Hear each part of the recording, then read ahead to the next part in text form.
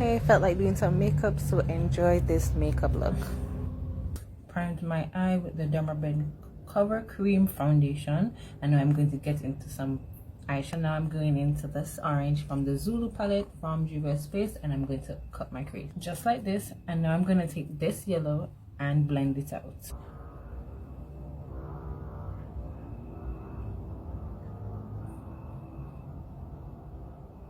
Now it's time for me to cut my crease, and I'm going to do that with a little bit of concealer.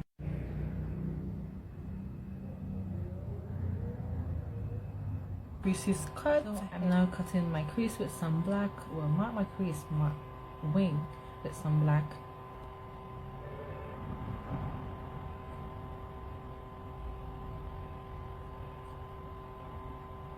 Filled in the black areas of the wing and applied some orange, and now I'm going to apply a white or cream to the inner corner. I did my foundation, and now I'm going to apply black liner to the waterline and add the same colors that are in the crease to the lower lash. Are you guys seeing this goodness? Melanin with orange. I love it bad.